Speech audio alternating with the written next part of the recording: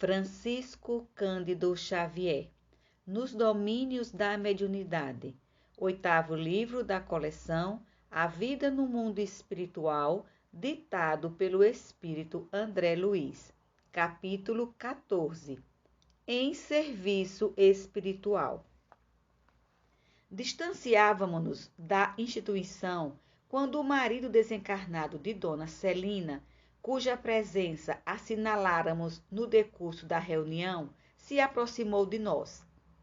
Demonstrava conhecer nosso orientador, porque estacou ao nosso lado e exclamou: "Meu caro assistente, por obséquio."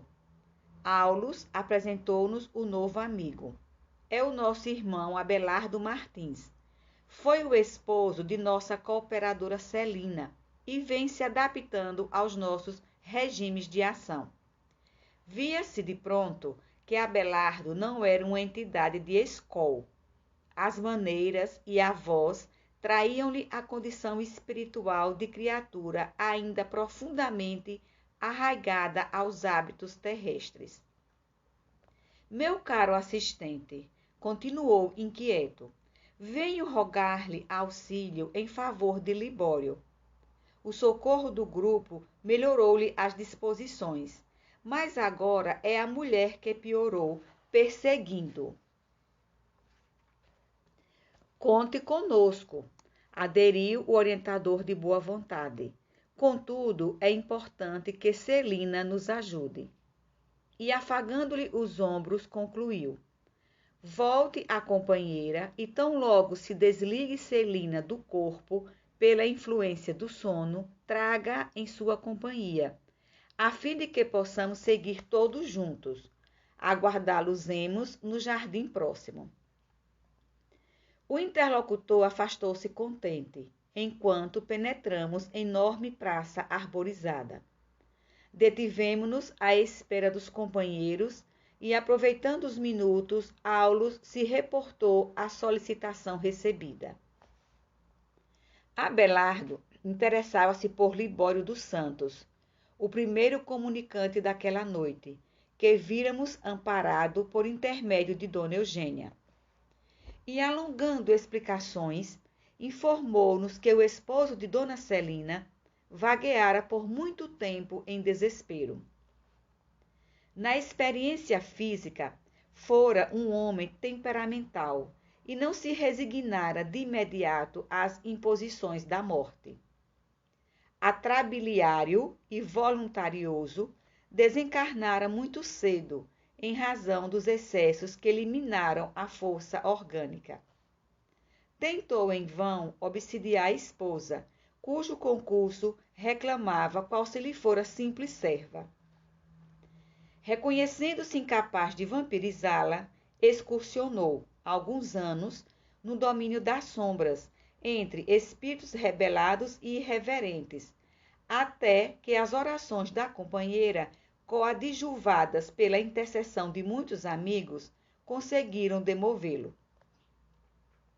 Curvara-se, enfim, à evidência dos fatos. Reconheceu a impropriedade da intemperança mental em que se comprazia, e depois de convenientemente preparado pela assistência do grupo de amigos que acabávamos de deixar, foi admitido numa organização socorrista, em que passou a servir como vigilante de irmãos desequilibrados. Tão logo o assistente completou a rápida biografia, Hilário considerou curioso.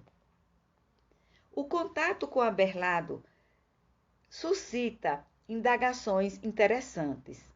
Continuará ele, porventura, em comunhão com a esposa? Sim, elucidou o orientador. O amor entre ambos tem profundas raízes no pretérito. Apesar da diferença em que se exprimem. Por que não? Acaso o Pai Celestial deixa de amar-nos, não obstante as falhas com que pautamos ainda a vida que nos é própria? Realmente, concordou meu colega um tanto desapontado. Este argumento é indiscutível. Entretanto, Abelardo religou-se à mulher? Perfeitamente. Nela encontra valioso incentivo ao trabalho de autorrecuperação em que se estagia.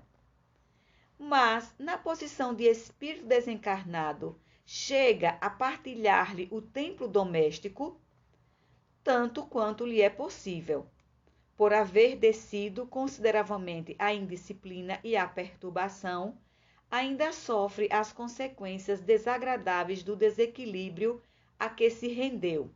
E por esse motivo, o lar terreno, com a ternura da esposa, é o maior paraíso que poderá receber por enquanto. Diariamente se entrega ao serviço árduo na obra assistencial em favor de companheiros ensandecidos, mas descansa, sempre que oportuno, no jardim familiar ao lado da companheira. Uma vez por semana, acompanha-lhe o culto íntimo de oração. É-lhe firme associado nas tarefas mediúnicas. E todas as noites em que se sentem favorecidos pelas circunstâncias, consagram-se ambos ao trabalho de auxílio aos doentes. Não foram apenas cônjuges, conforme as disposições da carne. São infinitamente amigos, e Abelardo agora procura aproveitar o tempo em benefício do seu reajuste, sonhando receber a esposa com novos títulos de elevação, quando Celina for novamente trazida à pátria espiritual. Isso, porém, é comum? A separação dos casais é apenas imaginária? Um caso não faz regra, ponderou o assistente bem-humorado. Onde não prevalecem as afinidades do sentimento, o matrimônio terrestre é um serviço redentor e nada mais. Na maioria das situações, a morte do corpo somente ratifica uma separação que já existia na experiência vulgar. Nesses casos, o cônjuge que abandona o envoltório físico se retira da prova a que se submeteu, à maneira do devedor que atingiu a paz do resgate. Todavia, quando os laços da alma sobrepairam as emoções da jornada humana, ainda mesmo que surja o segundo casamento para o cônjuge que se demora no mundo, a comunhão espiritual continua, sublime, em doce e constante permuta de vibrações e pensamentos. Hilário refletiu alguns momentos e conjecturou. A travessia pelo túmulo impõe efetivamente ao espírito singulares modificações. Cada viajou em sua estrada, cada coração com seu problema. Bem-aventurados os que se renovam para o bem, exclamou Aulo satisfeito. O verdadeiro amor é a sublimação em marcha, por meio da renúncia. Quem não puder ceder a favor da alegria da criatura amada, sem dúvida saberá querer com entusiasmo e carinho, mas não saberá coroar-se com a glória do amor puro. Depois da morte, habitualmente aprendemos, no sacrifício dos próprios sonhos, a ciência de amar, não segundo nossos desejos, mas de conformidade com a lei do Senhor. Mães obrigadas a entregar os filhinhos a provas de que necessitam, pais que se veem compelidos a renovar projetos de proteção à família, esposas constrangidas a entregar os maridos a outras almas irmãs, esposos que são impelidos a aceitar a colaboração das segundas núpcias no lar de que foram desalojados. Tudo isso encontramos na vizinhança da terra. A morte é uma intimação ao entendimento fraternal, e quando lhe não aceitamos o desafio, o sofrimento é o nosso quinhão. E com largo sorriso ajuntou: quando o amor não sabe dividir-se, a felicidade não consegue multiplicar-se. A conversação prosseguia valiosa e animada, quando Abelardo e Celina chegaram até nós. Vinham reconfortados, felizes. Em companhia da esposa, o novo amigo parecia mais leve e radiante, como se lhe absorvesse a vitalidade e a alegria. Notei que Hilário, pela expressão fisionômica, trazia consigo um novo mundo de indagações a exteriorizar. Contudo, Aulus advertiu: sigamos, é necessário agir com presteza. A breve tempo, penetramos nebulosa região dentro da noite. Os astros desapareceram a nossos olhos. Tive a impressão de que o piche gaseificado era o elemento preponderante naquele ambiente. Em derredor, proliferavam soluços e imprecações, mas a pequenina lâmpada que Abelardo agora empunhava, auxiliando-nos, não nos permitia enxergar senão o trilho estreito que nos cabia percorrer. Findos alguns minutos de marcha, atingimos uma construção mal iluminada, em que vários enfermos se demoravam sob a assistência de enfermeiros atenciosos. Entramos. Aulus explicou que estávamos ali diante de um hospital de emergência, dos muitos que se estendem nas regiões purgatoriais. Tudo pobreza, necessidade, sofrimento. Este é o meu tempo atual de trabalho, disse-nos Abelardo, orgulhoso de ser ali uma peça importante na máquina de serviço. O irmão Justino, diretor da instituição, veio até nós e cumprimentou-nos. Pediu escusas por lhe não ser possível acompanhar-nos. A casa jazia repleta de psicopatas desencarnados e não poderia, dessa forma, deter-se naquele momento. Deu-nos, porém, permissão para agir com plena liberdade. A desarmonia era efetivamente tão grande no local que não pude sopitar meu espanto. Como cogitar de reajuste num meio atormentado quanto aquele? O assistente, contudo, amparou-me, aclarando: importa reconhecer que este pouso é um refúgio para desesperados. Segundo a reação que apresentam, são conduzidos de pronto a estabelecimentos de recuperação positiva ou regressam às linhas de aflição de que procedem. Aqui, apenas atravessam um pequeno estágio de recuperação. Alcançáramos o leito simples em que Libório, de olhar esgazeado, se mostrava distante de qualquer interesse pela nossa presença. Enxergava-nos impassível. Exibia o semblante dos loucos, quando transfigurados por ocultas flagelações. Um dos guardas veio até nós e comunicou a Abelardo que o doente trazido à internação denotava crescente angústia. Aulus auscultou-o paternalmente e em seguida informou: o pensamento da irmã encarnada que o nosso amigo vampiriza está presente nele, atormentando-o. Acham-se ambos sintonizados na mesma onda. É um caso de perseguição recíproca. Os benefícios recolhidos no grupo estão agora eclipsados pelas sugestões arremessadas de longe.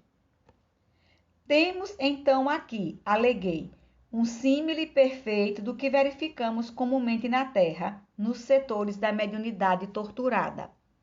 Médiuns existem que, aliviados dos vexames que recebem por parte de entidades inferiores, depressa como que lhes reclamam a presença, religando-se a elas automaticamente, embora o nosso mais sadio propósito de libertá-los. Sim, aprovou o orientador. Enquanto não lhes modificamos as disposições espirituais, favorecendo-lhes a criação de novos pensamentos, jazem no regime da escravidão mútua, em que obsessores e obsidiados se nutrem das emanações uns dos outros. Temem a separação pelos hábitos cristalizados em que se associam, segundo os princípios da afinidade, e daí surgem os impedimentos para a dupla recuperação que lhes desejamos. O doente fizera-se mais angustiado, mais pálido.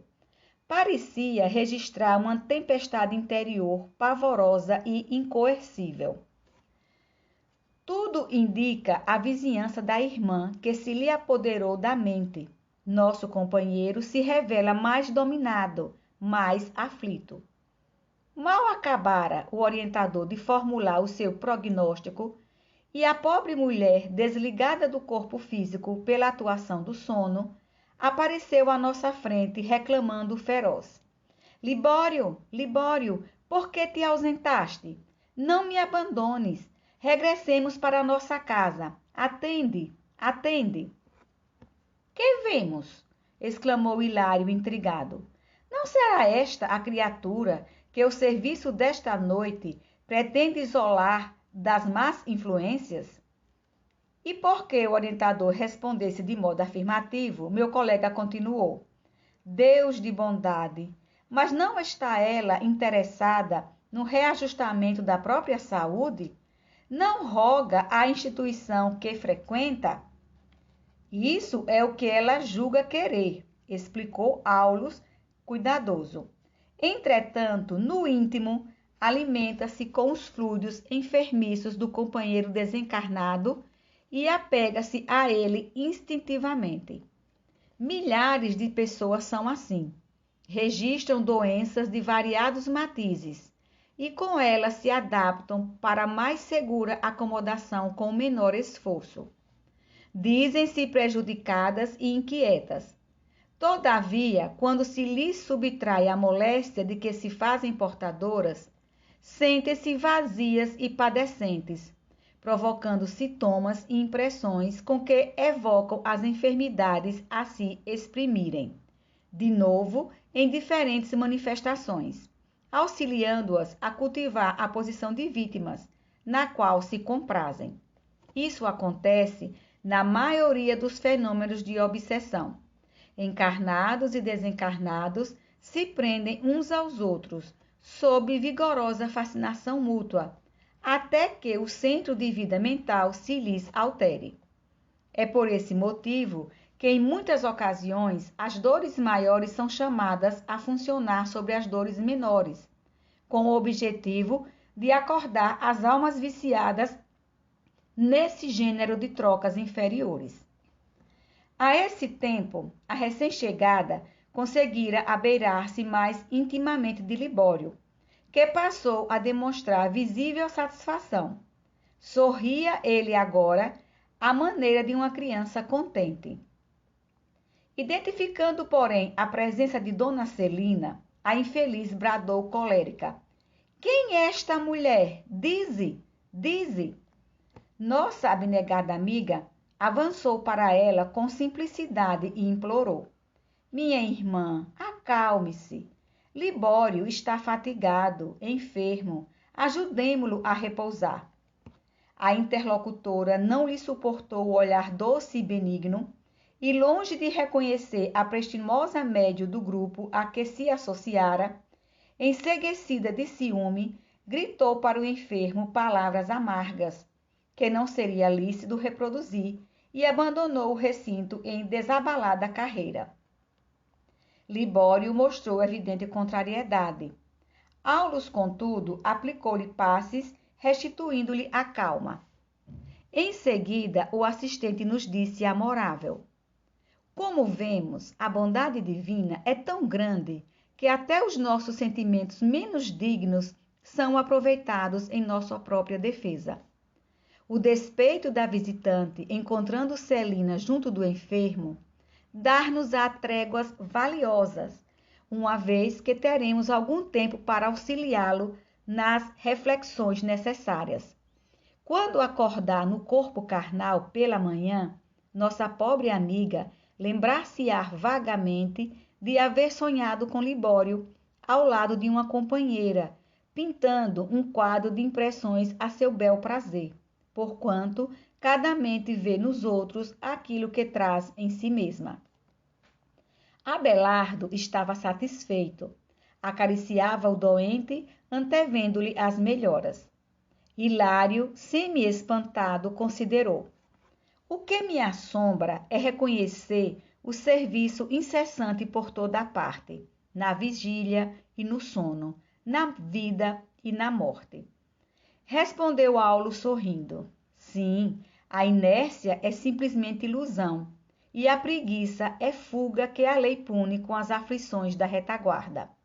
Mas nossa tarefa estava agora cumprida, e por isso afastamo-nos. Daí a minutos, despedindo-nos, prometeu o assistente reencontrar-nos para a continuidade de nossas observações na noite seguinte.